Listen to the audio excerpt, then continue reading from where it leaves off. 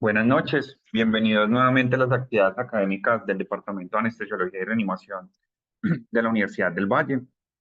El día de hoy hablaremos sobre un tema de gran importancia en el día a día del anestesiólogo, el cual es artroplastia de rodilla, un dolor sin resolver.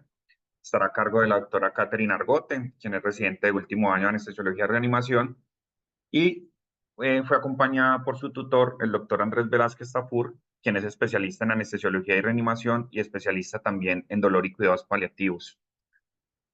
Katy, entonces podemos iniciar.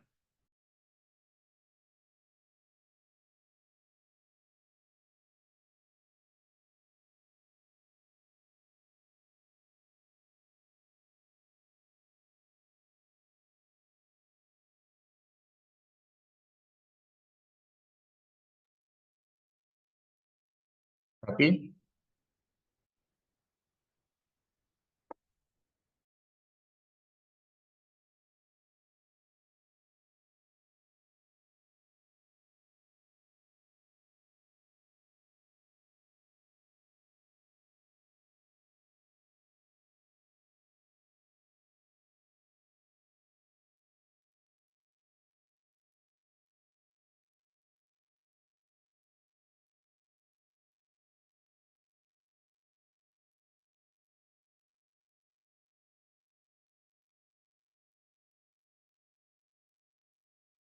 Hola, buenas noches, ¿me escucha? Sí, Katy, ahí se escucha perfecto. Sí, se escucha acá. Vale, muchas gracias. Bueno, buenas noches. Me presento, mi nombre es Catalina Argote Ortiz, residente de Anestesiología y Reanimación. El día de hoy vamos a hablar de un tema de gran importancia que es la artroplastia de rodilla, un dolor sin resolver. Agradezco pues de antemano al doctor Andrés Velázquez, quien me acompañó en esta revisión de tema y me guió con las dudas que tenía. Iniciando pues entonces con la tabla de contenido, vamos a iniciar primero con una introducción, una breve historia acerca de la cirugía de la rodilla, anatomía de la rodilla. Vamos a continuar con la cirugía ya de la rodilla como lo es la artroplastia en sí, definiciones, la técnica quirúrgica, el origen y características del dolor del mismo procedimiento. Otro punto es la evaluación preoperatoria. Vamos a mirar si la rehabilitación influye o no en esta cirugía. Y por último, ya vamos a ver cuál es la mejor técnica analgésica, los estudios que hemos revisado y las conclusiones. Iniciando pues con un poco de historia de la cirugía de la artroplastia de rodilla, encontramos que fueron los hermanos Judet quienes implementaron la prótesis tipo bisagra, en donde esta solo permitiría pues un movimiento de flexo-extensión. Ya continuando en 1954, Shears publicó sus primeros resultados utilizando un cemento ya para la fijación de los implantes. Fue entonces, en 1968, cuando Morgan y Freeman diseñaron ya la primera prótesis de rodilla con un modelo de rodillo metálico sobre una cubeta de polietileno. Aquí se aplicaban ya varios principios que hoy en día siguen vigentes, como la constricción de la prótesis que debe ser limitada para permitir una transmisión de fuerzas entre la interfaz hueso e implante y permitir un amplio contacto de las superficies deslizantes para una distribución homogénea de las tensiones. Finalmente, Install ya desarrolla el modelo Total Condylar, en donde la intención de crear una artroplastia con unas características cinemáticas lo más posibles pues, a la rodilla normal, considerado este como el patrón de oro de los implantes protésicos de la rodilla, ya que presenta un mecanismo de estabilización posterior con el fin de mejorar la capacidad de subir y bajar escaleras y por lo tanto evitar una subluxación. Actualmente, pues son demasiados los modelos existentes en el mercado hoy en día, ya que casi todas las casas comerciales pues desean tener sus propios diseños. Continuamos con un poco de la anatomía de la articulación.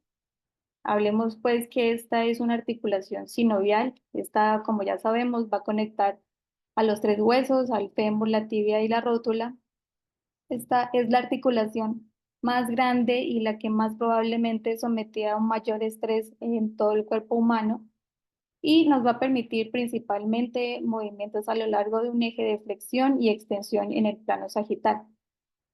Además, recordemos pues que esto es un compuesto de dos articulaciones, la tibiofemoral y la patelofemoral, en donde la tibiofemoral pues la vamos a encontrar entre los cóndilos lateral y medial del extremo distal del fémur, y respecto a la patelofemoral, pues esta va a ser plana y esta está formada por la unión de la trósela femoral y la cara posterior ya de la patela en sí.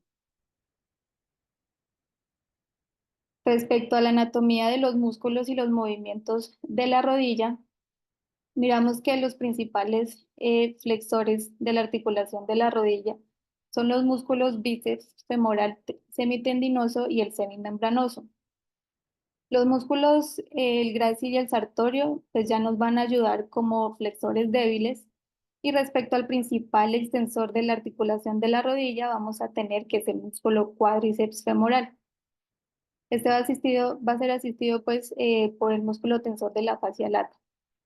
Y recordemos pues que el cuádriceps femoral, este está compuesto por 4 dientes femorales, el recto femoral, vasto lateral, vasto medial y vasto intermedio, y que todos van a estar inervados por el nervio femoral. Recordemos que la rotación medial ocurre cuando la rodilla ya está como en la última etapa de la extensión, y este va a ser principalmente producido por los músculos popliteo, semimembranoso y semitendinoso, y que la rotación lateral ya por su parte pues es producida por el músculo bíceps femoral y ocurre cuando la rodilla va a estar flexionada. En cuanto a la cápsula articular, sabemos que esta está formada principalmente por tendones y sus expansiones, creando pues así una vaina ligamentosa gruesa alrededor de la misma articulación, y que la cápsula va a ser relativamente débil, insertándose en los márgenes de las carillas articulares, tanto femoral y tibial, y va a estar formada por una membrana sinovial que la vemos ahí de color amarillo, en donde esa lo que nos va a ayudar es a lubricar y a reducir así la fricción, proporcionando pues un aporte de nutrición al cartílago. En cuanto a la inervación, recordemos pues que la inervación está dada por parte del nervio femoral a través del nervio safeno y los ramos musculares, y la articulación también va a recibir contribuciones tanto del nervio tibial y del peroneo común, y de la división posterior del nervio obturador. Y en la parte posterior ya vemos que tenemos los principales, los cuales van a ser pues el nervio tibial y el peroneo común. Aquí tenemos una imagen más o menos de cómo son los movimientos de la rodilla con sus respectivos grados, recordando pues que el grado de flexión de la rodilla depende en gran manera de la posición de la articulación coxofemoral y si el movimiento va a ser pasivo o activo. Cuando la cadera está flexionada, pues este se puede alcanzar hasta un grado máximo de flexión de 140 en la articulación de la rodilla, mientras que cuando la cadera está extendida nos va a permitir solo una rotación de una flexión de 120 grados. Miremos que la rotación tanto medial como lateral, la lateral va a ser máxima de 30 grados y la medial puede llegar hasta 10 grados. Ahora sí, entrando pues un poco más a fondo en el tema de hoy, pues como sabemos la artroplastia de rodilla contribuye y constituye pues uno de los procedimientos más frecuentes que van a realizar los cirujanos ortopédicos. Esta pues tiene como objetivo principal eliminar el dolor, restablecer el mismo movimiento de la articulación, la función de los músculos, los ligamentos y pues los tejidos blandos que van a controlar a la misma. Esta cirugía es probablemente la de mayor tasa de éxito, produciendo una gran satisfacción tanto al cirujano como al mismo paciente. Y la principal indicación que tiene esta cirugía pues va a ser el dolor, que ya no ha respondido a tratamientos previos. Que además también cause una impotencia funcional marcada y que tengamos pues signos radiológicos de una lesión grave articular. Es de gran importancia recordar pues que aquí se presenta un dolor intenso posoperatorio y que puede estar asociado hasta un 30 o un 60% de los pacientes, pues por lo que el dolor, el control del dolor se ha convertido en una preocupación tanto para el paciente como para nosotros. Estas son las indicaciones de la cirugía. Encontramos pues que la principal indicación, como ya lo dije, va a ser el alivio del dolor, generalmente causada por una gonartrosis grave, como lo puede ser una artrosis o una artritis inflamatoria. La segunda indicación va a ser la pérdida del espacio articular, confirmada por radiología, un dolor intenso que puede ser causado por la gota, deformidades que vayan progresando de manera importante y fracaso al tratamiento no quirúrgico, tratamientos pues previos que hayan tenido los pacientes tanto con AINES, con infiltraciones, con cambios de actividad, dispositivos pues de ayuda de deambulación o ejercicios de bajo impacto y pues que no han respondido de la mejor manera. Ahora bien, las contraindicaciones que vamos a tener, primero pues es una infección activa, que es como la más importante de las contraindicaciones, ya que una infección activa en la rodilla o en cualquier parte pues, del cuerpo nos va a representar un riesgo de reactivación de una infección latente o una infección secundaria después de la cirugía que va a ser pues, más difícil de evaluar y de tratar.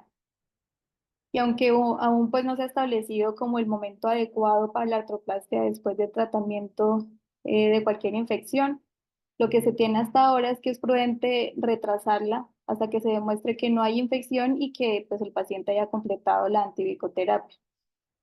Recordar pues que esta contraindicación puede demorar esta cirugía hasta un año entre lo que ya se resuelve el tratamiento, puede ser de una artritis séptica y la realización ya de la cirugía. La segunda contraindicación va a ser el mecanismo extensor no funcional, en donde la enfermedad neurológica que va a afectar principalmente a la extremidad inferior, pues va a ser una contraindicación relativa para esta cirugía, dependiendo ya como del impacto del trastorno neurológico que presente el paciente y porque esto nos va a influenciar en una rehabilitación exitosa o no. Otra contraindicación es la isquemia crónica de las extremidades inferiores. En pacientes que la presenten, pues se debe realizar una evaluación vascular exhaustiva antes de someterse a la artroplastia de rodilla, ya que la extensión de la enfermedad de los vasos grandes o pequeños, así como la presencia o ausencia del flujo colateral, van a influir en la decisión de proceder a estos procedimientos de revascularización previos o no a la cirugía de rodilla. Y ya la otra contraindicación es la inmadurez esquelética, en donde las fisis cercanas a la rodilla pues son la principal fuente de crecimiento de la extremidad inferior y la artroplastia pues se va a retrasar hasta que alcance la madurez esquelética. Encontramos un poco de epidemiología, en donde la osteoartrosis, que es como la enfermedad más común por la cual se realiza esta cirugía, presenta una prevalencia en los pacientes en mayores de 45 años, sobre todo en las mujeres. Y miremos pues que la prevalencia va aumentando en todo el mundo y por lo tanto pues la demanda de la misma cirugía. Recordando que la misma presencia de la enfermedad ya nos implica una pérdida aproximadamente de 2,3 años de vida saludable. En Estados Unidos realizan 1 millón de artroplastias totales de rodilla al año y pues la causa del envejecimiento nos va a ayudar al aumento del diagnóstico y está programado pues convertir esta cirugía electiva en las próximas décadas como en un aumento del 600% proyectada para el año 2030. Hablemos un poco de la técnica quirúrgica para comprender más o menos por dónde es que se va a abordar. Básicamente hay 4 vías. La primera va a ser el abordaje superficial, en donde se realiza una incisión cutánea longitudinal anterior. La segunda vía ya va a ser la pararotuleana medial, en donde las artroplasias de rodilla primaria y de revisión van a estar indicadas en esta, ya que permite la retracción de la rótula y la visualización tanto del fémur y de la tibia. Esta vía se va a iniciar en la cara medial del tendón del cuádriceps y se va a dirigir hacia medial de la rótula, bajando hasta anteromedial de la cápsula y termina en el tubérculo anterior de la tibia. Una contraindicación relativa de esta vía es la totomía pararotuliana lateral, por cuestiones de que puede haber una avascularización.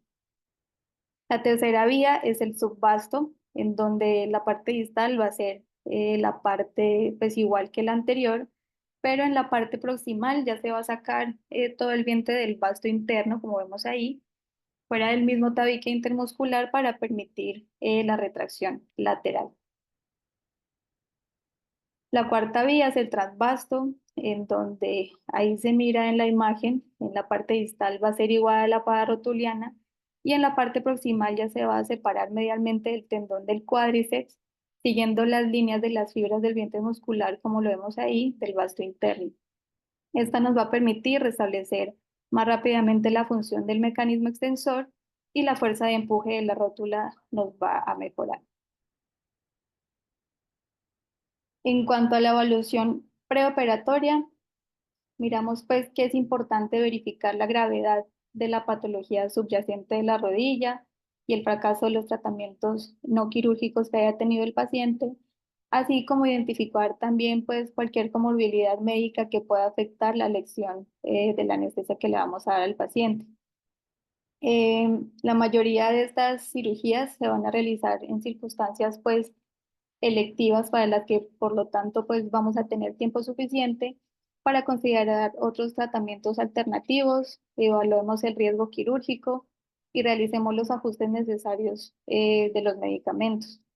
En cuanto al examen físico, pues debemos valorar bien la ubicación del dolor, permitir que el paciente nos califique en la escala visual análoga la puntuación de su dolor previo a la cirugía, el impacto que tiene en la calidad de vida del paciente, si lo incapacita totalmente o parcialmente, y factores agravantes como lo puede ser la obesidad. Podemos controlar previamente esto indicándole al paciente pues que baje de peso. Miramos pues entonces qué debe incluir. Básicamente es un examen completo de la misma rodilla, puntualizando muy bien la irradiación del mismo dolor, valorando bien la marcha, los pulsos y la piel del paciente y mirar que podemos pues complementar este examen con un examen de columna y de cadera para mirar básicamente cómo está presentando el dolor el paciente. Recordar que en esta parte del examen físico también puede influir un poco la ansiedad o no que presenta el paciente, ya que pues a mayor ansiedad el paciente puede referir mayor dolor. Bueno, vamos a hablar entonces del dolor en sí, ya de la cirugía. Encontramos pues un artículo del 2022 respecto al manejo perioperatorio del dolor, en donde se encuentra pues que el principal obstáculo para la recuperación del movimiento y retorno a la actividad de las actividades pues del paciente va a ser el dolor. Recordando pues que existen varios factores que provocan el dolor posoperatorio, siendo el más sistemático el dolor preoperatorio intenso. Entonces, pacientes que presenten un dolor preoperatorio intenso, pues especialmente nos va a provocar una adicción a opioides y nos va a ayudar también con un poco de ansiedad posoperatoria severa, por lo cual pues es importante tener en cuenta estos puntos. Este artículo nos indica que el 48% van a mostrar un dolor persistente severo a las 6 semanas y el 25% lo va a mostrar a los 3 meses. Y cerca ya del 20% presenta un dolor postquirúrgico crónico.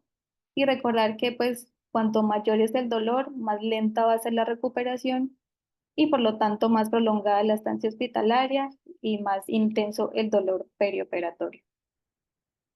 Miremos pues entonces cuál es el origen y las características del dolor. Hablando ya del origen del dolor después de la artroplasia de la rodilla, básicamente va a tener dos orígenes. El primero va a ser el periférico, en donde tiene una acción sobre los tejidos blandos y el hueso de la rodilla, y se va a dar mediante cuatro mecanismos, que va a ser la estimulación de los nociceptores, la liberación de los factores de inflamación, el desencadenamiento de reacciones isquémicas locales y la lesión directa de las ramas nerviosas ya en sí en la incisión, en la cirugía. Y el segundo va a ser por un mecanismo ya central, en donde mediante la estimulación de los receptores medulares de N-metil de aspartato, que van a actuar pues ya a nivel cortical, desencadenando ya la activación o inhibición del circuito del dolor. Aquí la importancia pues de manejar una analgesia moderna, porque debemos tener en cuenta pues que se deben manejar los dos niveles. ¿Cuáles son las características del dolor? Básicamente pues los vamos a dividir en dos. El primero va a ser el reposo, en donde el dolor va a ser independiente del estímulo. Este puede llegar hasta el 40%. El dolor provocado por el movimiento o llamado también dolor espontáneo permanente. Eh, este pues va a ser ya más intenso. Se estima que va a ser a un 100 a un 200 más intenso la presencia del dolor. Y este puede alcanzar un 95% en los 3 primeros días posoperatorios, generándonos pues un retraso en la rehabilitación temprana. Eh, Importante de este tipo de dolor es que nos va a responder débilmente a los opioides por la activación de la hiperalgesia central que puede presentar el paciente. Ahora la pregunta que nos hacemos es si sirve la rehabilitación preoperatoria para el dolor en estos casos. Pues encontramos un metaanálisis de marzo del 2021 en donde valoraban básicamente los efectos de la rehabilitación preoperatoria tras una artroplastia total unilateral de la rodilla, en donde tomaron como criterios de inclusión pues el dolor, el rango de movimiento de la rodilla, la flexión y extensión de la rodilla, el tiempo de levantarse de andar y realizar caminata de 6 minutos, el desempeño funcional informado por el mismo paciente y la duración de la estancia hospitalaria. Se encontraron aquí en 1990 estudios donde pues básicamente fueron 19 los aplicables por tener un texto completo. Eh, Valoraron básicamente 4 ítems en donde se obtuvieron resultados controvertidos sobre la eficacia de la rehabilitación, como ya lo vamos a ver. Encontramos pues entonces que en la escala visual análoga se valoró el dolor ya en la sexta y en la 12ª semana posoperatorio, encontrando pues que no hay una diferencia significativa entre los mismos dos grupos como lo podemos ver en nuestra gráfica. Valoraban a 317 pacientes, sin embargo pues ninguno nos muestra significancia en este momento. En cuanto al rango de movimiento, la flexión y la extensión de la rodilla, también se valoró en la semana sexta y 12, en donde también incluyeron al año después de haberse presentado la cirugía y miraron pues que a pesar de que se realizaron pues los estudios, no se informó ninguna distinción obvia para la extensión de la rodilla entre los dos grupos, por lo tanto tampoco tuvo una significancia importante. Cuanto al tiempo de levantarse y la caminata de 6 minutos, se realizó en la semana sexta y 12 posoperatorio. Tampoco se informó ninguna diferencia significante entre los dos grupos en la prueba de la caminata de 6 minutos. Y en cuanto a la estancia hospitalaria, miramos que el grupo de la prehabilitación sí nos mostró una duración de la estancia hospitalaria más corta en comparación con la del grupo de control. Entonces, en conclusión, ¿qué tenemos de esta revisión?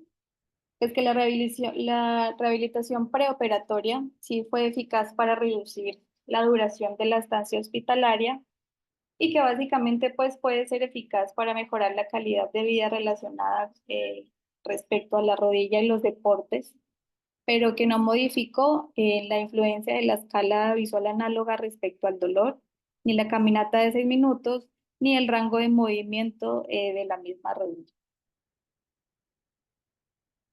Otro estudio que encontramos nos habla de si la rehabilitación preoperatoria nos ayuda a reducir el tiempo necesario para los hitos funcionales, entendiendo esto como principalmente como un egreso por parte de terapia física. Este es un estudio ya, es un ensayo aleatorizado de enero del 2018, donde se valoraba si la educación de esta terapia física preoperatoria reduce el tiempo necesario para estos mismos hitos.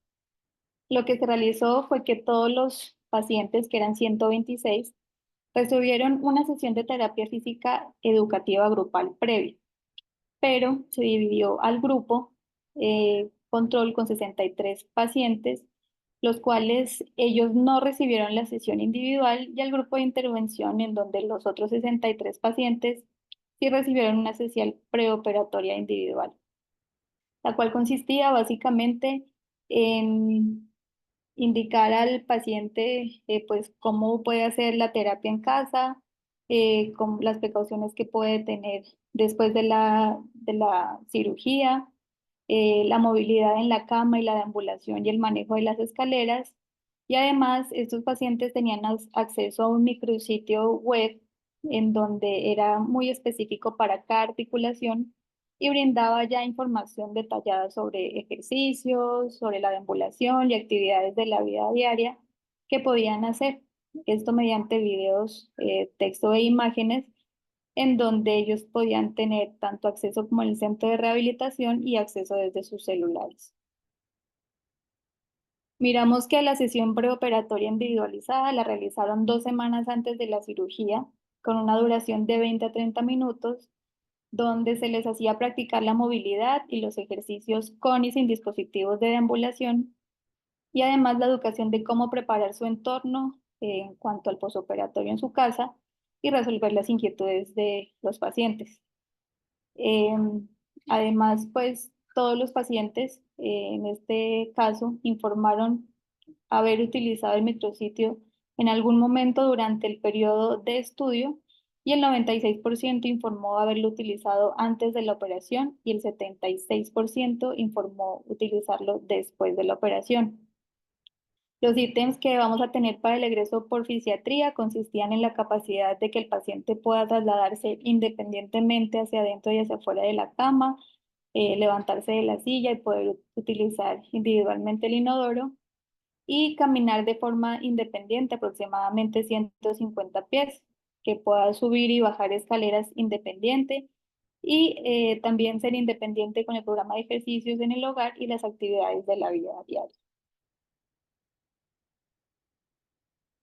Se realizó entonces pues la medición estandarizada de los puntajes de dolor y la función del índice de osteoartritis de las universidades de Western Ontario y McMaster, llamada la escala GOMA, en donde podemos ver que, aunque probablemente pues no sea clínicamente relevante, encontramos que todas las puntuaciones en el posoperatorio en cuanto al dolor, la rigidez y la función mejoraron en comparación con las del grupo control. Por lo tanto, pues ellos van a concluir que la terapia sí es eficaz para reducir la cantidad de visitas a fisioterapia respecto, pues, en el ámbito ya posoperatorio, y que también ayuda en el tiempo de preparación para el alta de fisioterapia. Miramos pues que igualmente no redujo la duración de estancia prehospitalaria y que tampoco tuvo ningún efecto sobre el resultado a las 4 y las 6 semanas, pero puede ser útil en cuanto a la estancia y el acortamiento pues de la estancia hospitalaria. Sin embargo, pues ellos indican que se debe realizar más estudios para determinar pues más protocolos similares a estos. Miramos entonces cuál es la mejor técnica analgésica, si existe o no una técnica analgésica ideal. Entonces miramos aquí la analgesia preventiva, en donde el enfoque pues no solo se va a centrar únicamente en los objetivos tradicionales, como lo son pues en las puntuaciones de la escala del dolor o el ahorro de los opioides, sino también en la recuperación funcional y los resultados notificados por los mismos pacientes. Recordando pues que el control del dolor va a ser más eficaz si se inicia antes de la agresión tisular dada por la cirugía, y que una analgesia preventiva adecuada reduce la producción de sustancias químicas inflamatorias asociadas con la misma cirugía, y por lo tanto pues nos va a prevenir que se presente hiperalgesia por activación pues de los nociceptores ya periféricos o el desarrollo de una memoria de dolor. La percepción del dolor aquí puede persistir por mucho tiempo después del traumatismo, debido a que aquí se puede presentar un ajuste bioquímico estructural en el sistema nervioso central y por lo tanto puede persistir este dolor. Encontramos entonces una revisión narrativa publicada en marzo del 2023, en donde nos pareció muy interesante porque valoraron o evaluaron todos los protocolos que actualmente se tiene para este tipo de cirugías. Además que pues es una revisión muy actual, en donde ellos pues estudiaron toda la analgesia multimodal, todos los protocolos que se tienen de esto, y hablando ya pues de la analgesia preventiva, nos indican que el uso preoperatorio del paracetamol, de AINES o inhibidores de la COX-2 una hora antes de la cirugía, nos va a ayudar a reducir significativamente la escala visual análoga del dolor en el periodo posoperatorio inmediato. Así como también nos va a ayudar a reducir los requerimientos de los opioides y los efectos adversos relacionados pues con los mismos, y los inhibidores específicos de la COX-2 nos van a ayudar con una eficacia analgésica comparado con la de los AINES, pero sin presentar pues sus efectos adversos en la función plaquetaria, por lo tanto pues se van a poder administrar de manera segura. Encontramos a la gabapentina, en donde nos va a ayudar a disminuir significativamente el consumo de los opioides a las 24 horas del paciente ya en su posoperatorio, y las puntuaciones de dolor van a ser significativamente ya más bajas, pero recordar pues que se requiere especial atención cuando se va a administrar este medicamento, sobre todo en los ancianos y pues en los pacientes que presenten una insuficiencia renal crónica. En cuanto a las combinaciones, ellos indicaban paracetamol 1000 miligramos, celecoxib 200 miligramos más pregabalina 75 miligramos vía oral, una hora previa a la cirugía, representando pues una mejora generalizada en la analgesia preventiva. Y otra combinación que ellos encontraban eficaz era pues mezclar estos mismos fármacos, pero 3 días antes de la cirugía. En cuanto a los anestésicos locales, encontramos como primera instancia pues la analgesia por infiltración local, en donde se basa pues ya en la inyección básicamente pues de un cóctel anestésico periarticular, en donde se realizan varias funciones específicas en la cápsula posterior, los ligamentos colaterales, en la incisión capsular, en el tendón del cuádriceps y en los mismos tejidos subcutáneos. Esto generalmente pues va a ocurrir cerca ya de la terminación de la cirugía, con el objetivo de prevenir la generación y la conducción de señales del dolor dadas por la incisión quirúrgica. La infiltración con los anestésicos locales básicamente reduce las puntuaciones de dolor y el consumo de opioides y mejora los resultados funcionales y en cuanto al rango de movimiento en el periodo posoperatorio temprano después de la cirugía de artroplastia de rodilla. Miramos pues una cuña ahí que el bloqueo del nervio femoral único más la infiltración local nos van a brindar una analgesia igualmente satisfactoria, pero como bien sabemos el riesgo pues de este bloqueo es el bloqueo motor, eh, que puede ser que este método pues sea menos atractivo pues por lo mismo bloqueo motor que nos va a producir. Encontramos este artículo original de abril del 2018 hasta enero del 2019 acerca de la eficacia de la misma infiltración periarticular con los anestésicos locales para el control del dolor posoperatorio en la artroplastia de rodilla. Este es un estudio experimental aleatorio doble ciego, donde los criterios de inclusión eran básicamente los pacientes sometidos a una cirugía unilateral, pacientes que estaban entre los 18 y los 85 años, y los dividieron en dos grupos, un grupo con infiltración con placebo y el segundo ya con la solución anestésica y los ayudantes. En total fueron 40 pacientes y se cuantificó mediante la escala de visual análoga del dolor a las 4, 6, 8, 12, 18, 24, 36 y a los 2 días posoperatorios, así como el consumo de analgésicos opioides y de los antieméticos. Entonces miramos que bajo anestesia espinal con el uso de isquemia, en este caso, se realizó el procedimiento pues de la implantación de la prótesis cementada y posteriormente se infiltró una de las posibles dosis. Entonces, miramos que inicialmente el grupo A pues iniciaron con 100 miligramos de bupivacaína, 100 microgramos de fentanil, 0,5 miligramos de epinefrina y 30 miligramos de ketorolaco. Todo esto pues diluido en solución salina y llevado a una mezcla para hacer un volumen total de 50 mililitros. Y esta infiltración se la dividió básicamente en 5 partes de 10 mililitros cada una, en donde específicamente aplicaron esto en la cápsula lateral, la cápsula medial, el tendón rotuliano, el tendón del cuadricipital y los tendones de la pata de ganso. A todos los pacientes se les debía hacer la aplicación específicamente en estos sitios para evitar la aleatorización de la misma infiltración. Y ya pues el grupo B solo se realizaba la infiltración de solución salina de 50 mililitros. ¿Cuáles fueron los resultados?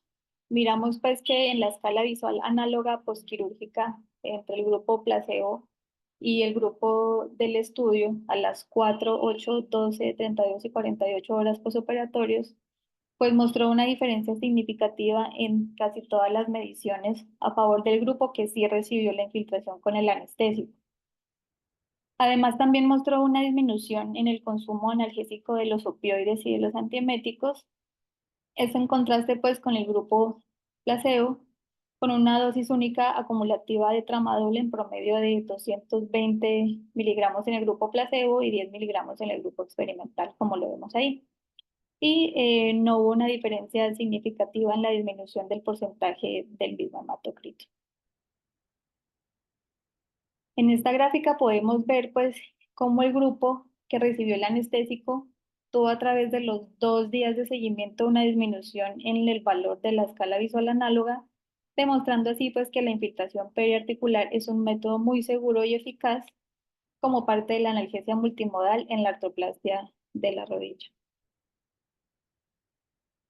Otro artículo muy importante de revisión que encontramos acerca del manejo después de la artroplastia de rodilla es el prospect publicado en el 2022, donde respecto a la infiltración local periarticular con los anestésicos pues, locales, encontramos una reducción del dolor y de los requerimientos de los opioides hasta 72 horas después de la misma cirugía, permitiendo pues esto una recuperación funcional más temprana, con un mayor rango de movimiento y con un menor tiempo hasta la elevación de la pierna en posición recta y la flexión de la rodilla hasta 90 grados. En cuanto a la influencia en la estancia hospitalaria, pues esto fue inconsistente y la inyección de los anestésicos locales, sea continua o sea local intraarticular continua, no se va a recomendar debido a que no hay beneficios pues muy claros y se puede presentar una posible infección. En cuanto a la anestesia neuroaxial, se utilizó como régimen analgésico posoperatorio en pacientes después de una artroplastia total de rodilla, consistente en un agente anestésico local más un opioide. En comparación con los opioides parentelares, la analgesia epidural brindaba una mejor analgesia posoperatoria con menos presencia de náuseas y vómito y prurito. Sin embargo, pues como bien sabemos, los efectos adversos pues, pueden ser peores, entre los cuales pues, podemos encontrar la retención urinaria, la hipotensión, el bloqueo motor, pues lo que nos van a impedir una recuperación funcional rápida. En cuanto a la analgesia epidural, pues no nos va a proporcionar ningún beneficio adicional en comparación con los bloqueos de los nervios periféricos o en cuanto a la infiltración con el anestésico local. Y la analgesia epidural continua se puede agregar a un régimen analgésico multimodal para pacientes que ya se van a someter a una artroplastia total de rodilla que sea muy compleja o que se espera que va a tener dificultades en el mismo control del dolor posoperatorio. Encontramos pues otro estudio que compara la infiltración local anestésica versus la morfina intratecal.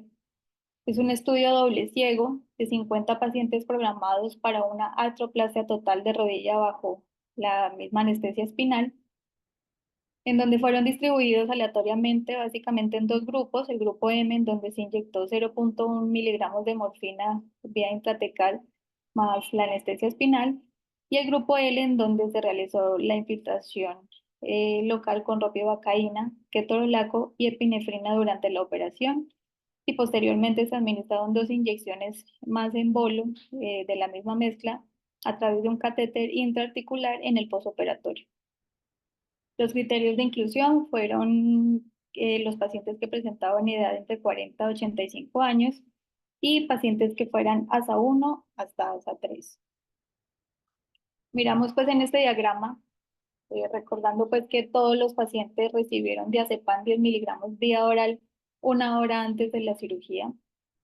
Y miramos en el diagrama de flujo, en donde pues vamos a dividir el grupo L y el grupo M con los mismos números de pacientes, en donde el primer intento de movilización fue en la primera mañana del posoperatorio, 1 hora después de la inyección intraarticular. Esto pues se animó a todos los pacientes a ponerse de pie y caminar entre 6 a 8 pasos. Y si los pacientes no podían movilizarse, se realizó otro intento al segundo día, después de otra segunda inyección intraarticular.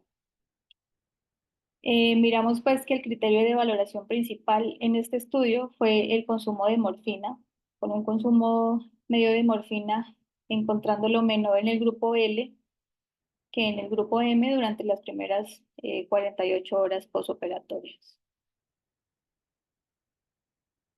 Encontramos pues en cuanto al alivio del dolor que las medianas en reposo fueron mucho menores en el grupo L, o sea, en el grupo en donde se realizó la infiltración, e incluso pues en la sección y la puntuación de la escala visual análoga también fue menor en el grupo L durante las primeras 48 horas posoperatorias.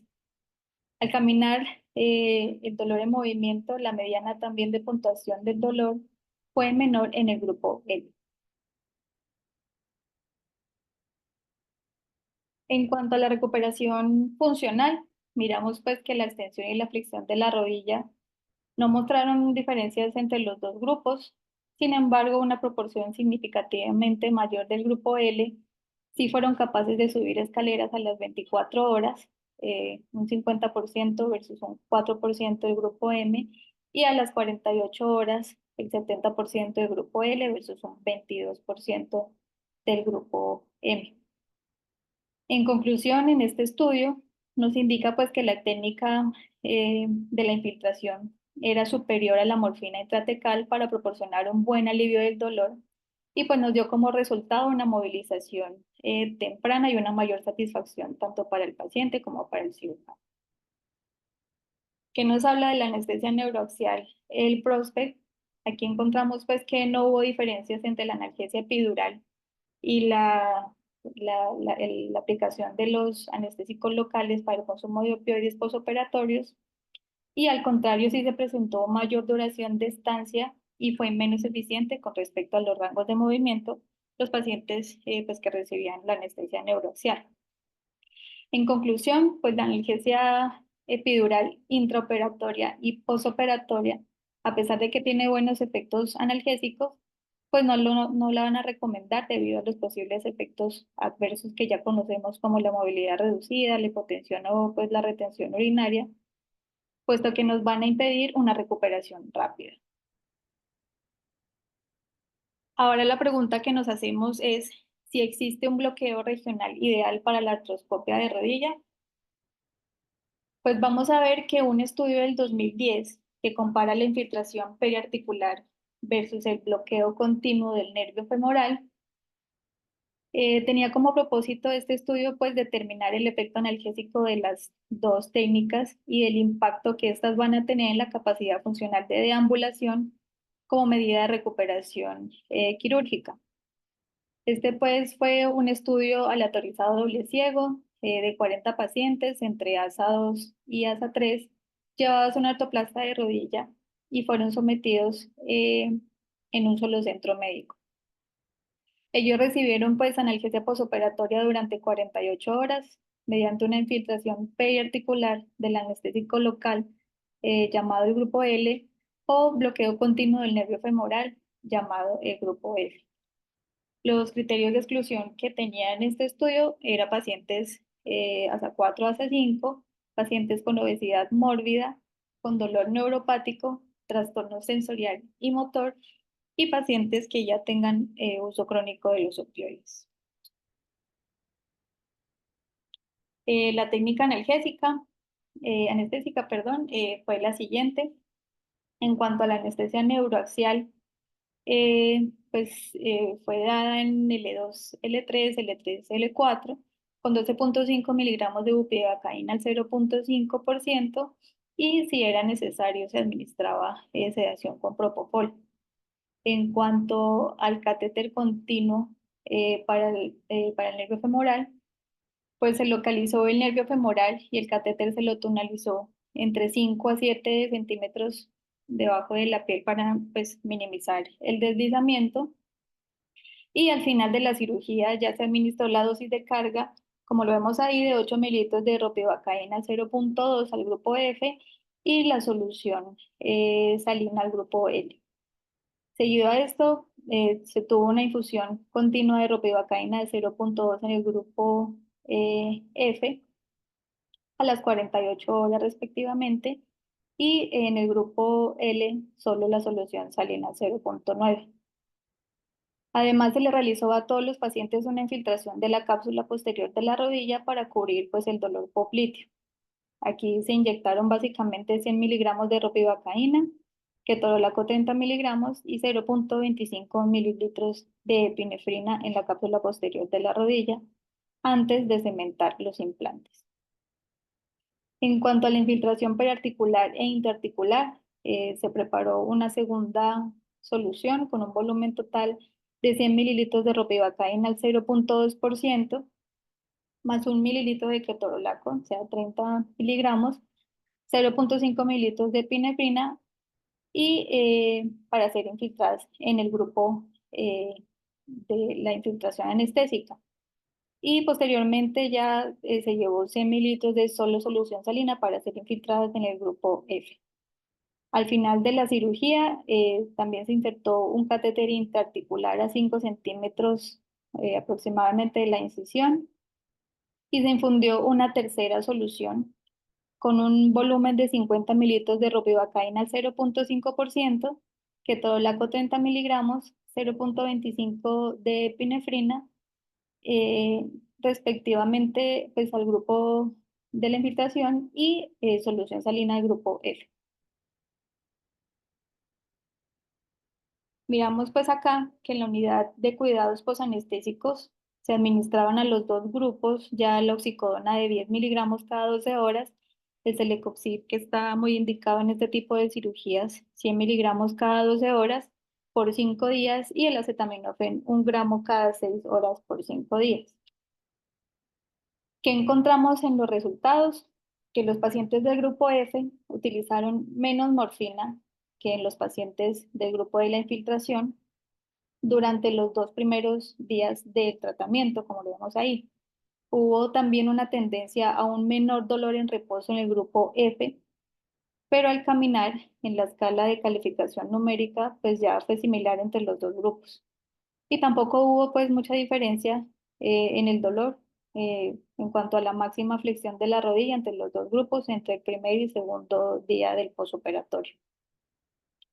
Conclusiones de este estudio es que a pesar de que existe pues el miedo de que el bloqueo del nervio puede ser perjudicial en cuanto a la fuerza del músculo del cuádriceps a través pues, del bloqueo del mismo nervio femoral, y que nos puede esto retrasar así la capacidad de movilización, este estudio nos demostró que este bloqueo continuo nos proporcionó una analgesia superior a la infiltración periarticular de gran volumen de los anestésicos locales, y además pues esta también se asoció a una recuperación más favorable en cuanto a la capacidad de caminar, la actividad física y la misma función de la rodilla. Sin embargo, pues ellos recomiendan realizar más estudios para evaluar la validez pues, de este constructo de estas pruebas en periodos más prolongados en cuanto a la rehabilitación y determinar pues si la medición que ellos hicieron pues ya mide la capacidad de caminar y pues la misma evolución del paciente en el posoperatorio. Otras opiniones que tenemos respecto a esto, en cuanto al prospect y al artículo de revisión que les comentaba que valoró a todos los protocolos que se están utilizando actualmente, nos muestra que el bloqueo del nervio femoral pues tiene una eficacia analgésica similar al de la morfina intratecal, al de la analgesia epidural y al de la infiltración con los anestésicos locales. Y ellos indican que el bloqueo del nervio femoral, sea una inyección única o una infusión en el postoperatorio, a pesar de los efectos analgésicos beneficiosos que pueda tener, pues no lo recomiendan debido a la movilidad reducida que se presenta en la mayoría de los pacientes y como ya sabemos, pues nos impiden una recuperación rápida de los pacientes. También puede proporcionar una analgesia eficaz en la parte anteromedial de la rodilla, pero deja de lado la parte posterior, por lo tanto, pues no tendría un tratamiento y aumenta esto el riesgo de caídas por el mismo bloqueo. Por supuesto, tenemos un estudio de nuestros profesores, el doctor Caballero y el doctor Juan Manuel Gómez, en donde ellos tienen una publicación, un estudio observacional realizado en el Hospital San José de Buga, publicado en el 2020, en donde pues anteriormente se tenía la idea de que el estándar era el bloqueo del nervio femoral como una analgesia efectiva para la región anteromedial de la rodilla. La misma indicación nos disminuía la contractilidad del cuádriceps, pero como ya sabemos existe el bloqueo del IPAC, de los bloqueos de los nervios geniculares superomedial y lateral y las ramas del nervio ciático y las ramas articulares del nervio obturador en la región poplitea, que nos van a ayudar a proporcionar una analgesia de la cápsula posterior de la articulación de la rodilla y esto sin afectar la función motora de la extremidad. Este estudio tenía como objetivo evaluar las características analgésicas y motoras que nos va a ofrecer el mismo bloqueo en conjunto con un bloqueo del nervio femoral. Recordemos pues rápidamente como la técnica del bloqueo, el transductor pues transversalmente sobre la cara medial de la rodilla, aproximadamente de 2 a 3 centímetros por encima de la rótula. Se va a realizar pues una técnica de preservación de la fuerza muscular, aplicando aquí el anestésico local en el espacio entre la cápsula posterior de la articulación de la rodilla y de la arteria poplitea, que lo que busca pues ya va a ser pues el bloqueo de los nervios geniculares y pues de esta manera evitar el déficit motor distal que se puede presentar como por ejemplo el pie caído y utilizando pues como complemento alternativo a esto el bloqueo femoral o el abductor para cubrir el dolor posterior de la rodilla.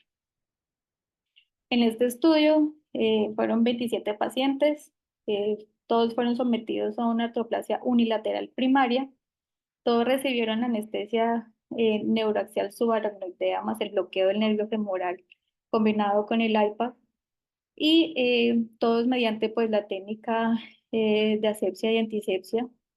En cuanto a la anestesia neuroaxial, se puso bupivacaína hiperbárica de 0.5%, 15 miligramos sin opioides intratecales. En cuanto al bloqueo del nervio femoral, fueron 15 mililitros de levobupivacaína simple al 0.375%, o sea, aplicando 56.25 miligramos. El IPAC, paciente en flexión a 45 grados, se aplicaron 15 mililitros de levobupivacaína simple al 0.375%, o sea, también 56.25 miligramos, e intraoperatoriamente a todos se les aplicó pues, vía intravenosa 1 gramo de dipirona, 75 miligramos de diclofenaco y 8 miligramos de dexametasona. Miramos pues que los resultados que tenemos aquí en cuanto a las características demográficas de los pacientes incluidos del estudio, eh, miramos pues que la mayoría fueron de sexo femenino, entre el 70% de las mujeres presentaba esto. Las edades fueron entre 62 a 80 años y la mayoría de las artroscopias se realizaron en la rodilla derecha. El puntaje a las 2 horas miramos que prácticamente es cero y sus valores máximos los vamos a presentar ya a las 48 horas, en donde aquí se observó que el 73% de los pacientes no requirió una dosis de opioide de rescate y que el consumo de opioides se mantuvo bajo, con un promedio de 15,7 equivalentes de morfina oral durante las 48 horas de la evaluación posoperatoria. En conclusión, lo que nos muestra este estudio es que este dolor pues es catalogado como muy intenso, en donde cerca del 50% de los pacientes van a requerir opioides o analgésicos para controlarlos de manera satisfactoria, ya que una adecuada analgesia pues nos va a facilitar la misma deambulación y la rehabilitación temprana. Recordemos pues que además del bloqueo del nervio ciático, nos puede causar pie caído y pues esto también nos puede enmascarar una lesión del nervio peroneo inducida ya en sí por la cirugía. Y pues miremos que este estudio nos demostró que mejoró el rendimiento en cuanto a la terapia física, por lo tanto la movilidad a las 24 horas pues mejoró en el 81% de los pacientes. Encontramos otro estudio, ya hablando un poco más enfocado al bloqueo del canal de aductores, más la infiltración del espacio pues entre la arteria popltea y la cápsula posterior, conocido pues como el IPAC, y la infiltración periarticular ya de la rodilla. Este estudio es un experimental doble ciego, es un estudio reciente realizado en 2023, donde su objetivo era poder detectar si existe o no una ventaja en la combinación entre el IPAC, el bloqueo del canal de los abductores, y tomar como grupo control la infiltración periarticular de la rodilla, en donde pues los beneficios ya los vimos previamente. Aquí se presentaron 100 pacientes, todos en un periodo del 2020 al 2022, fueron repartidos en dos grupos de 50 pacientes cada uno respectivamente, en donde el grupo 1 recibió bloqueo de IPAC más el canal de los abductores y el grupo 2 recibió el bloqueo de IPAC más ya la infiltración periarticular de la rodilla. El protocolo anestésico que ellos manejaron pues fue una anestesia requerida en posición pues sentada con 2 mililitros de bupivacaína al 0,5% hiperbárica, más 20 microgramos de fentanil aproximadamente en el espacio L3, L4. Inmediatamente posterior a ello, posicionaron al paciente en decúbito supino y siguieron con los bloqueos del canal de los aductores, en donde el collado pues se puso al paciente con la extremidad en ligera rotación externa. Se aplicaron 15 mililitros de bupivacaína isobárica al 0,25% y pues se observó la dispersión alrededor de la arteria. En cuanto al bloqueo del IPAC, la infiltración de la arteria poplitea y de la diáfisis femoral distal fue con 20 mililitros de bupivacaína isobárica al 0,25% bajo una guía ecográfica. En cuanto ya a la infiltración periarticular, con 50 mililitros de bupivacaína isobárica al 0,5%, 20 mililitros, más ketorolaco 30 miligramos, más epinefrina 0,5 miligramos. Todo esto llevaba a una solución fisiológica de 30 mililitros y de estos se utilizaron 20 mililitros para infiltrar la cápsula posterior previo a la colocación de la prótesis y el resto ya es la infiltración periarticular. En cuanto a la analgesia multimodal intraoperatoria, A todos los pacientes se les aplicó ketorolaco 60 miligramos intravenoso, dexametasona 8 miligramos y paracetamol 1 gramo. Y en cuanto al plan analgésico posoperatorio, se aplicaron paracetamol 1 gramo cada 8 horas, ketorolaco 30 miligramos vía endovenosa cada 8 horas, dexametasona 4 miligramos cada 12 horas y una segunda dosis posoperatorio y la suspendieron y tenían como rescate el tramadol endovenoso 1 miligramo kilogramo y la escala visual análoga era una puntuación mayor a 4. Bueno, en este gráfico de barras agrupadas con diferencia de proporciones de rescate de opioides entre los grupos, podemos ver que el grupo 1 recibió un número de rescates significativamente menor respecto al segundo grupo y respecto a la estancia hospitalaria, el grupo 1 también tuvo una menor estancia hospitalaria, significativamente menor en comparación con el grupo 2. No hubo diferencias en el dolor en reposo ni movimiento, ni en el rango de movilización, ni en la distancia recorrida registrada a las 48 horas. Entonces, la conclusión de este estudio es que la combinación del bloqueo IPAC más el canal de los abductores obtuvo resultados más favorables para el abordaje de la analgesia posoperatoria, así como también en la reducción de la estancia hospitalaria y el menor consumo de opioides posoperatorios. Sin embargo, ellos también indican que se necesitan pues más investigaciones para lograr dilucidar si realmente existe o no una ventaja al utilizar pues este esquema analgésico que ellos usaron. Ya para finalizar, vamos a hablar un poco de los fármacos sistémicos que tenemos disponibles. Encontramos obviamente el más básico, entre ellos el primero pues el paracetamol, que es un medicamento que es eficaz, económico y tiene un perfil de seguridad favorable, relativamente con pocos efectos adversos.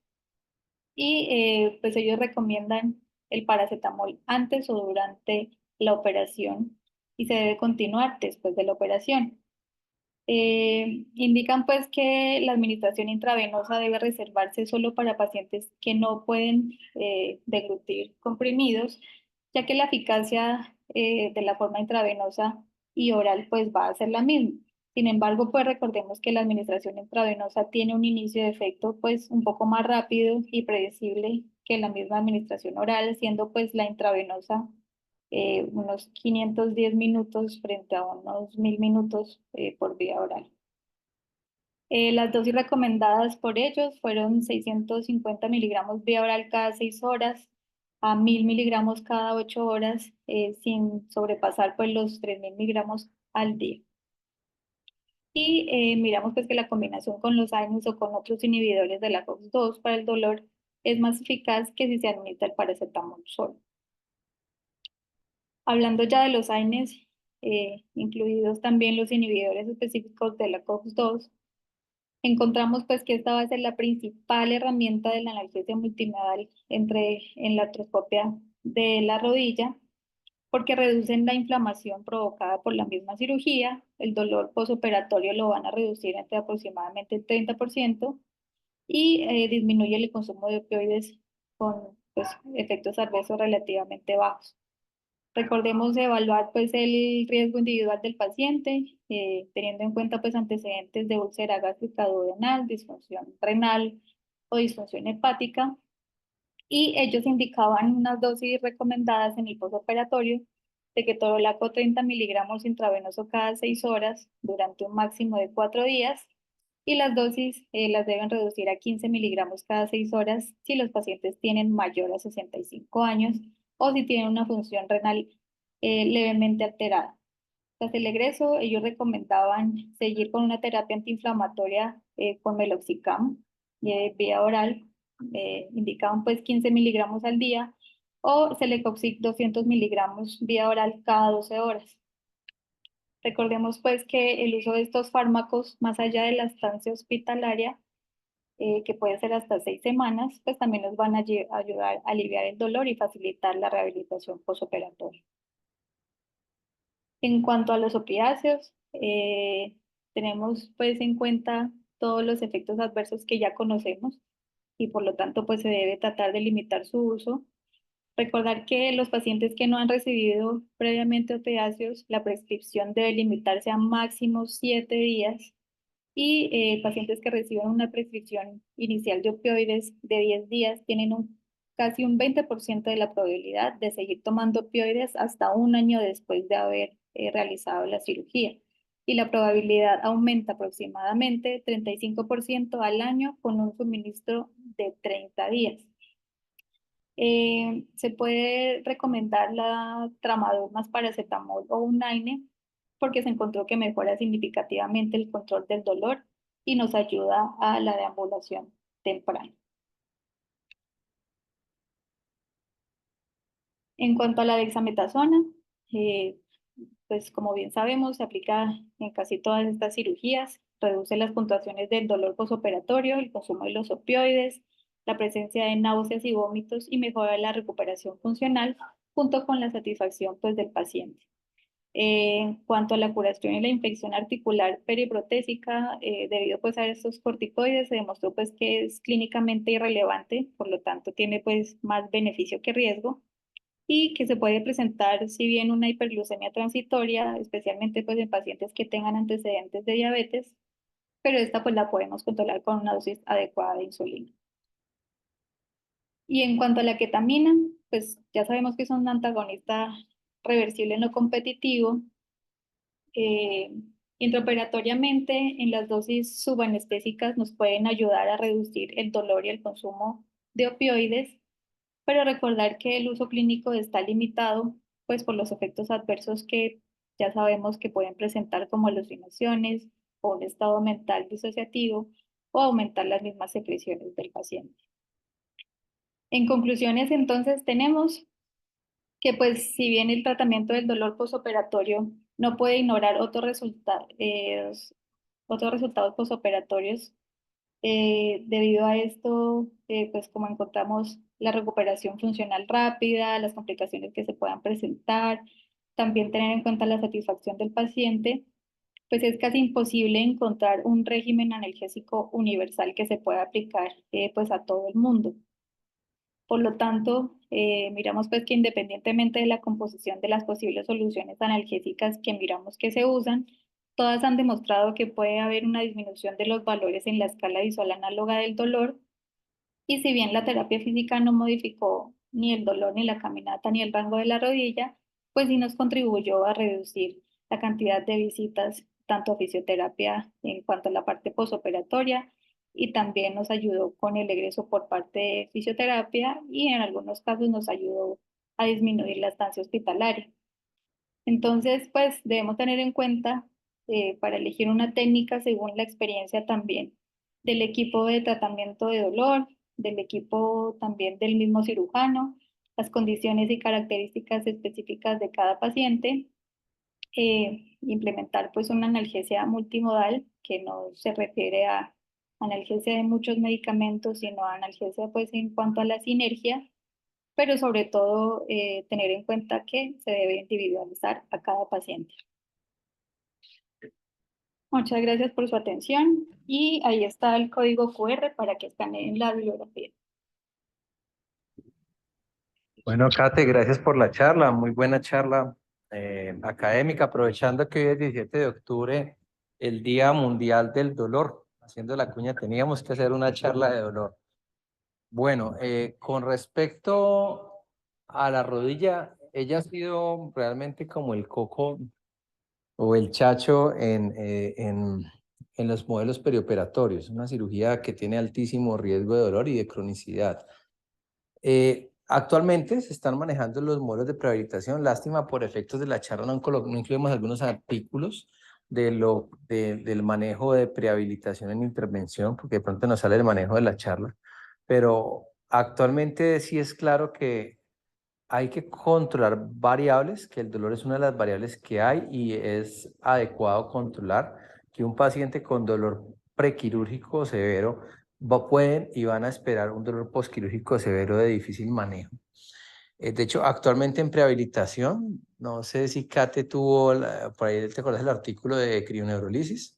Bueno, actualmente se están haciendo algunos modelos en los cuales eh, que quisimos incluir la rehabilitación, dado que la rehabilitación ayuda, pero el dolor es una limitante para la rehabilitación y son dos variables separadas. Y eso es importante porque tanto como dentro de los modelos inclusivos en ortogeriatría, hay que entender que rehabilitación geriátrica, digamos, en cierta medida se busca para no llevar al paciente a cirugía. La ortogeriatría es un proceso de preacondicionamiento tal vez para llevar al paciente, por el contrario, geriatría dentro de unos modelos y bajo unas variables controladas como el dolor.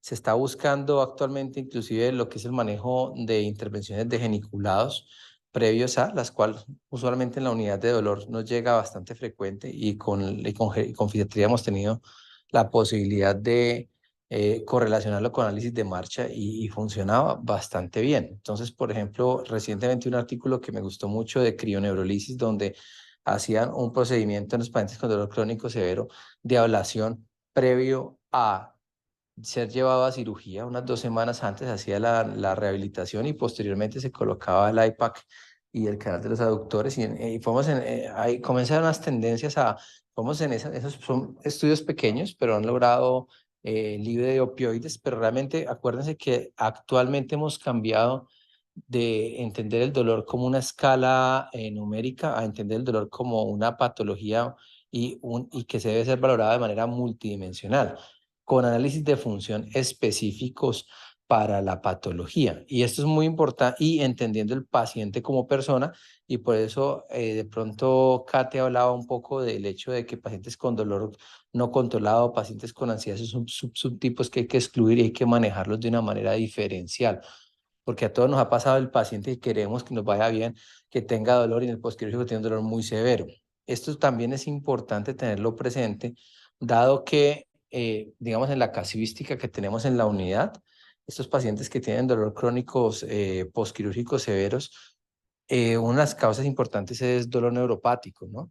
Y cuestiones que uno no tiene usualmente frecuente, digamos, en lo que me llega a la unidad con mucha frecuencia es neuropatías del safeno posquirúrgicas que hay que hacer pues, los tratamientos adicionales. También me ha llegado, también es importante tener presente que el paciente que se sale de la historia natural de la recuperación, y eso lo hacen mucho los cirujanos, pero hay que tener alto nivel de alerta entre todos los grupos, es el hecho de aflojamiento de prótesis, hematomas o infecciones, que inclusive pueden llegar a ser tardías. Recientemente mandé a un paciente a urgencias, inclusive 1 o 2 años después, y la gamografía con leucocitos marcados mostraba claramente un foco de baja, pues un foco de osteomielitis.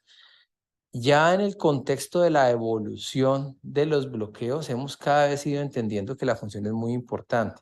Y hemos pasado de inicialmente tener las técnicas neuroaxiales y la epidural siendo el gol estándar, que sigue siendo, si yo quiero dormir una pierna, pues le coloco una peridural, pero al costo, claro, de aumento de riesgo de caídas, a un costo de retención urinaria, de problemas de esfínteres, y la transición puede ser más difícil, ¿sí? Específicamente porque la recuperación puede verse limitada, dado que hay un riesgo de caídas, ya tendremos a hablar pues, de temas como el epidural walking, pero todo esto hace que sea un poco más complejo y haya entrado en desuso. En cuanto al bloqueo de nervio femoral, tengo que decir que si bien tuvo un auge, hay un principio, cuando uno revisa lo que es anatomía musculoesquelética y anatomía en la función, las articulaciones tienden a ser inervadas por los nervios de los músculos que insertan en ella. Y en ese orden de ideas, pues obviamente la parte anterior y tal vez la parte anterior motora y la medial y la parte sensitiva medial puede estar dada por el nervio femoral, pero gran parte de ella no. Y esto incluye todas las ramas múltiples de los geniculados que vienen de diferentes ramas, pero muchas vienen de ramos terminales de los nervios tibiales y peroneales a su salida. Entonces, bajo ese orden de ideas, digamos que queda una técnica subóptima y es de entender que el nervio femoral no es libre de complicaciones y hay un riesgo de debilidad y caídas, de la fase de la marcha, de la fase de apoyo de la marcha. En esos días, sí, los catéteres han tenido un auge, pero hay que tener presente qué es lo que usted quiere. Si usted coloca un catéter, es para titular una analgesia. Entonces, en esas días, y esto es importante, usted no, lo idea con los catéteres no colocar un bloqueo denso para después dejar un catéter para cuando pase el efecto colocar un analgésico. Lo que yo quiero es titular y en ese orden de ideas, siempre, pues si bajo con catéter, pues busco técnicas diluidas. Lo que ha habido en las técnicas de intervencionismo ha sido, cada vez nos estamos yendo más hacia distal. Y entonces actualmente las técnicas como el canal de aductores y el IPAC están teniendo un mayor papel. En lo personal, con respecto a las infiltraciones con anestésicos locales, si ustedes en la técnica de 5 puntos, eso en términos generales es un bloqueo de geniculados local. Y volvemos al tema, que es lo que, y hacia allá yo creo que va a ser la discusión en algún momento, que es lo que yo quiero colocar, las técnicas de fascia versus las por volumen de diseminación, pues las técnicas específicas sobre puntos. Y eso yo creo que yo creo que los geniculados cada vez van a tener un papel que puede generar unos puntos más, pero realmente o sea, en la práctica, al menos en dolor en prehabilitación, levanta muertos. Y eso lo ve uno en el día a día. Entonces, digamos que lo que es el canal de genículo, lo que es el canal de aductores, pues obviamente el canal de aductores tiene el nervio paravasto medial y tiene las ramas del safeno, y el IPAC coge muchos de los geniculados a técnica fácil que estaremos de establecer, digamos, su papel, y su papel nuevamente no va desde el intraoperatorio, sino que se está viendo, va inclusive desde el preoperatorio en esos tipos de pacientes que tienen dolor crónico. Pues me podría extender, es un tema muy bonito, pero ya me están diciendo que tiempo, entonces abrimos paso para preguntas.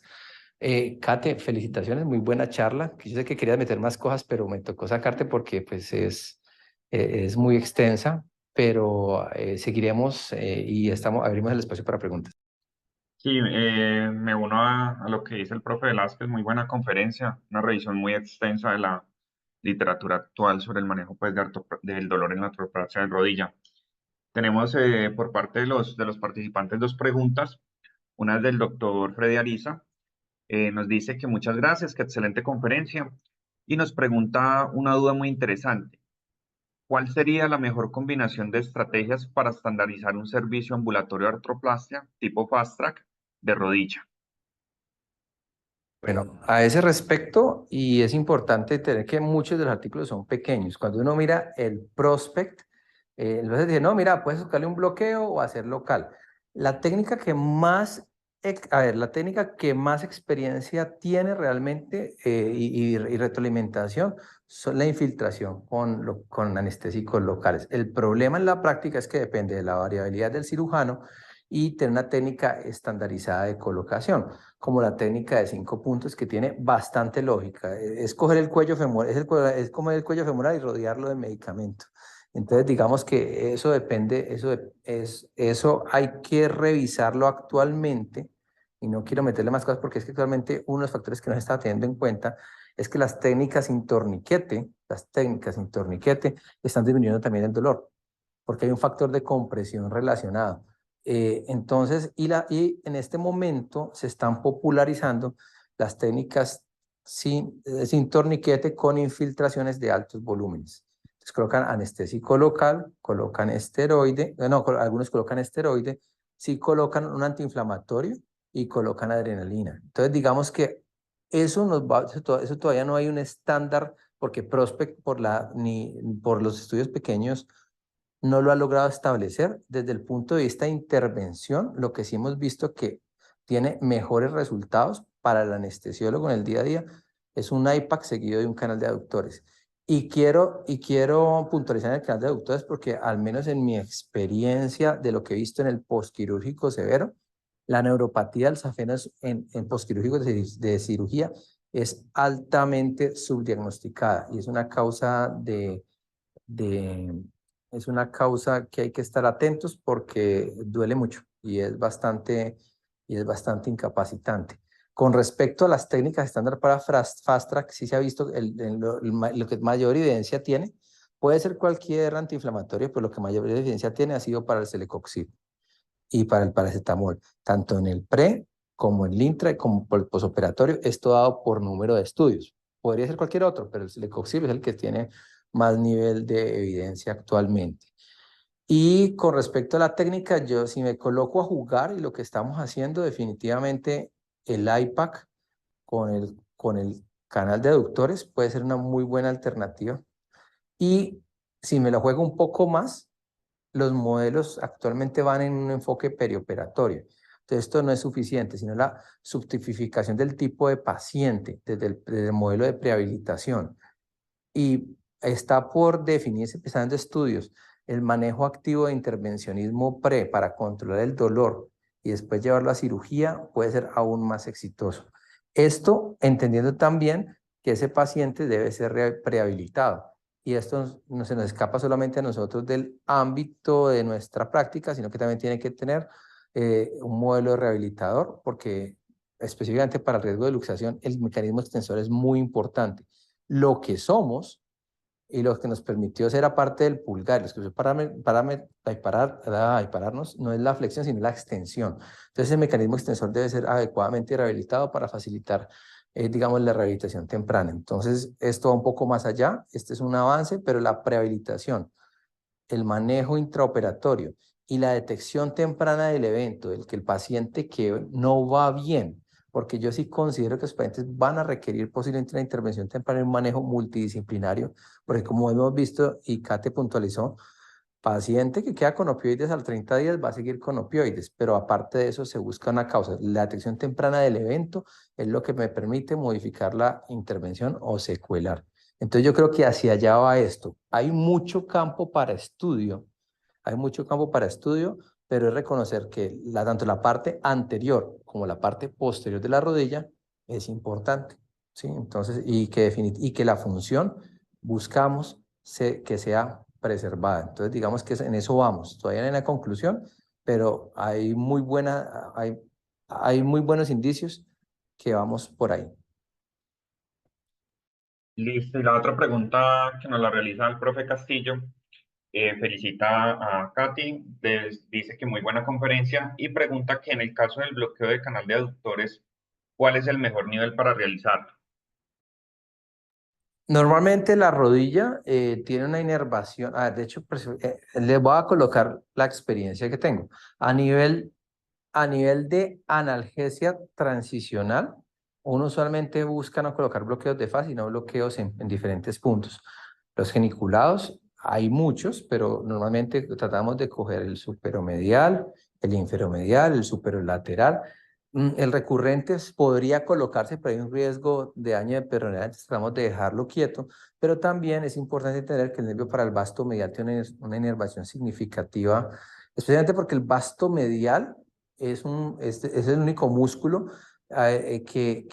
sigue teniendo un componente de muscular hasta el área distal, comparado con los otros que forman rápidamente el tendón del cuádriceps.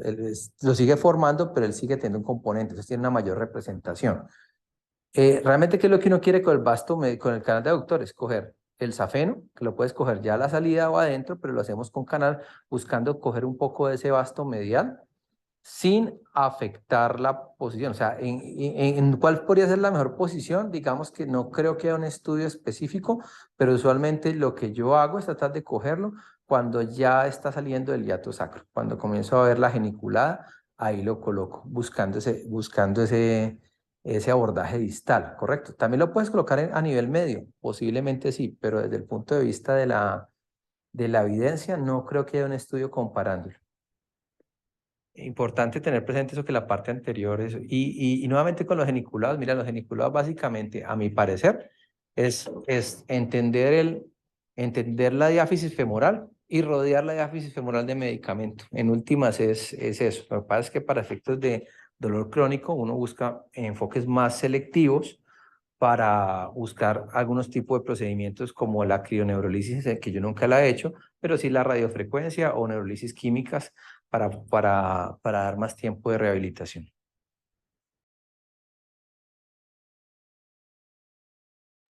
Listo, profe, muchas gracias. Por ahora no hay más preguntas, entonces damos por finalizada la sesión académica del día de hoy. La próxima semana estaremos informando por los canales de comunicación qué tema realizaremos el siguiente jueves. Buenas noches para todos, hasta luego. Muchas gracias, hasta luego. Muchas gracias. Gracias, muchas gracias.